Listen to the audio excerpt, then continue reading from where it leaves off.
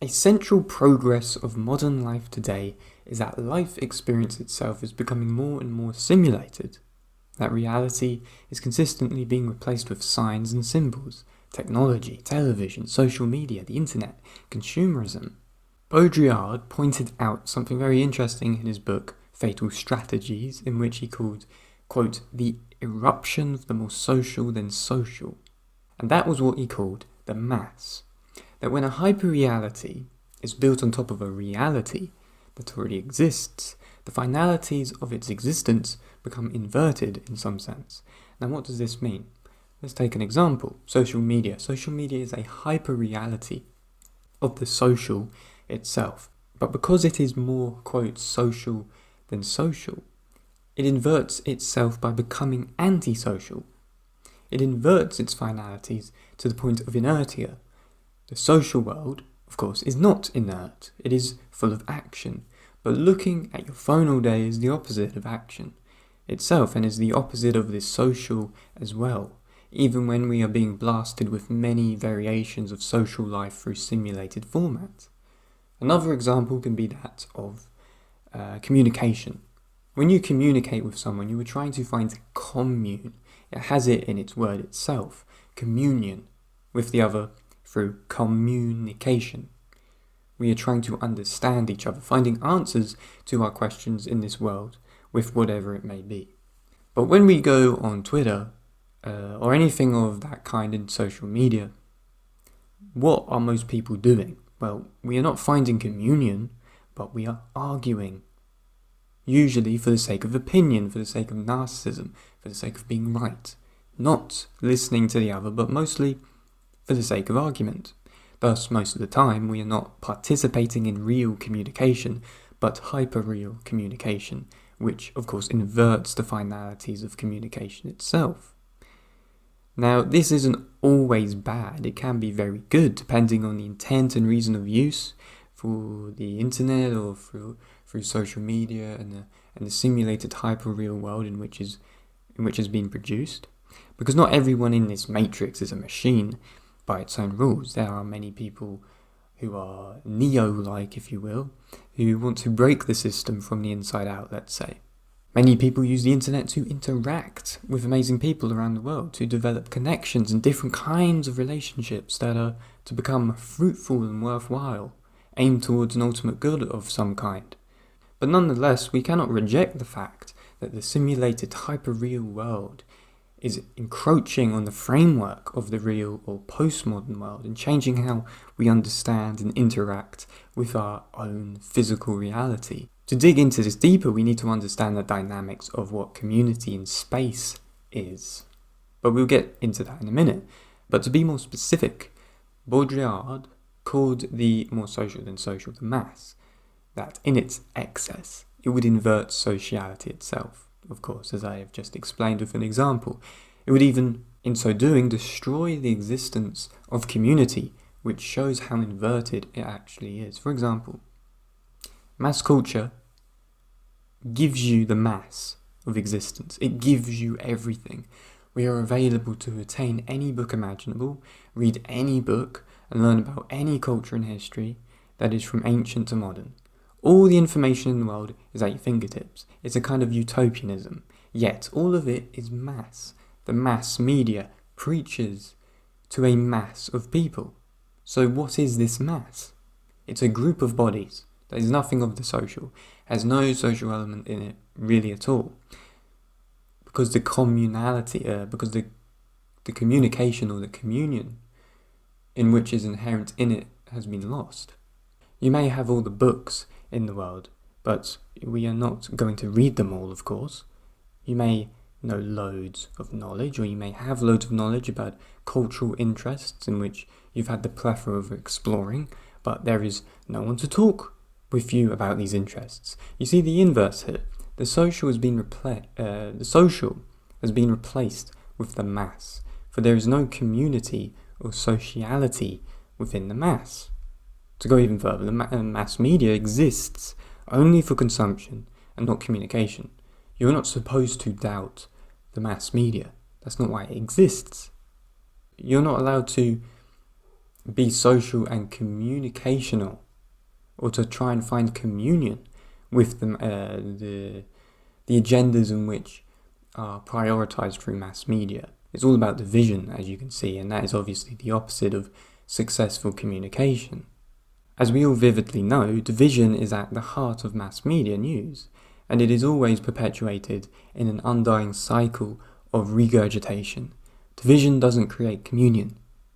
No side really communicates or listens with each other when we really look at it, because there is always a continuous division. It's just virtue signalling, projections, assumptions, and conflict for the sake of conflict. The social element becomes non-existent through the mass, and the finalities of its existence of course become inverted, as this is what happens in the hyperreal simulated world. It's the same with protests or even concert crowds. The entire experience, vision, and effect is diluted through the mass because it becomes antisocial in some sense, in some weird paradoxical sense.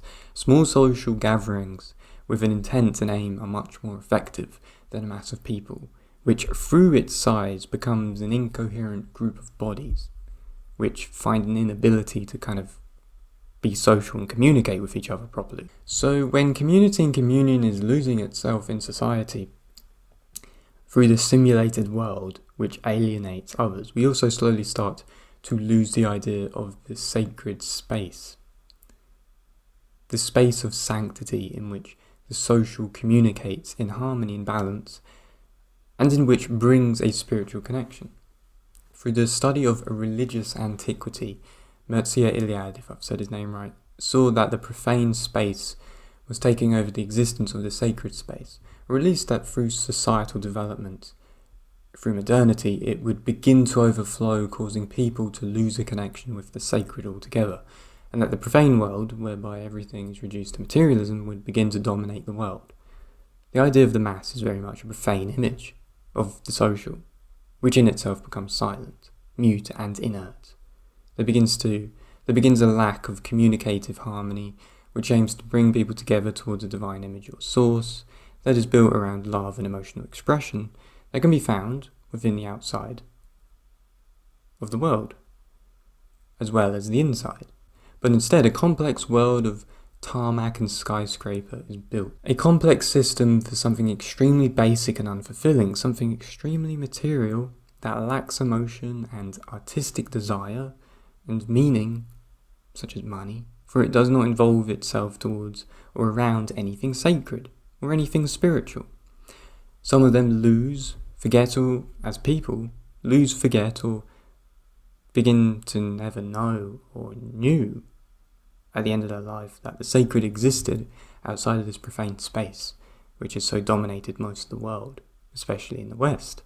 You could definitely say that the atheistic materialist as person is the outcome of living in a continuously profane space of life.